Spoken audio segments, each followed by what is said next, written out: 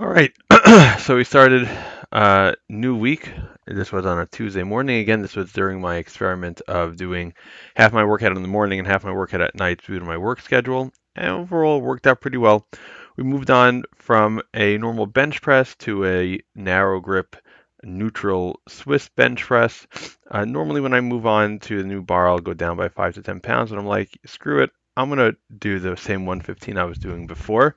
I actually surprised myself. I was able to get 6 reps on the first set, 5 on the second set, hit my rep goal target, and then move on to the next set for next week will be 3 sets. Then moved on to these wide grip incline rows. I don't know. I'm still like, I'm looking. I know the form is good, but I don't like how the bar like really harshly hits the bench all the time. It's causing some of the powder coat to come off. I I like it. I just wish there was better way to do it or a way where I can reach the end range of motion before my barbell hits the bench. But otherwise, it's doing what it has to do. And then we moved on to hack squats. So, as I mentioned last time, we are working on increasing that range of motion. Last time I made a mistake. I thought I had to do sets of 8. I really had to do sets of 10. So this week I did 50 pounds loaded on the I'm gonna call it the trolley, but I have no clue what that's called. On the sled, there we go. Load on the sled for um, 2 sets of 10 reps. As you can see, every time everything shakes, it's when I'm hitting the safeties at the bottom.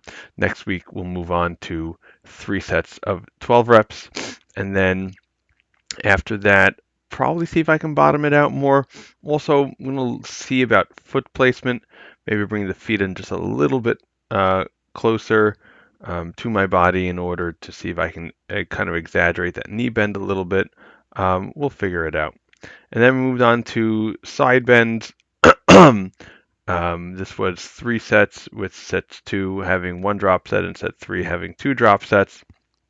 Um, it's like one of those things, man. Like the lighter you get, you're burning and burning and burning, but you just push through it, and you probably end up with like much more kind of reps in reserve than you would have anticipated. But yeah, doing what I had to do. It's a few days later when I'm recording this. I'm still sore on my side, so no hit the right areas. This is staying in the program for another few weeks, and then we'll move on to some other sort of crunchy exercise, whether it'll be in the forward plane or the side plane. I'm not exactly sure at this time. And then we moved on to Bayesian curls.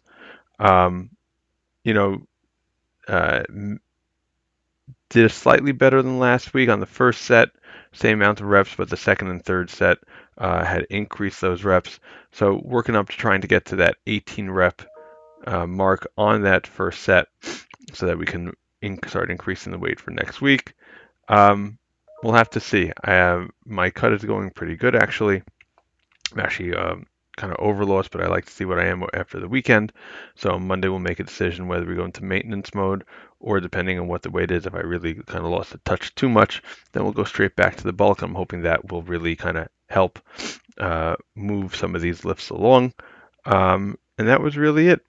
Mm, I think, was this? No, it was the next day that we'll go into that I was really kind of exhausted, but still was able to kind of do what I had to do.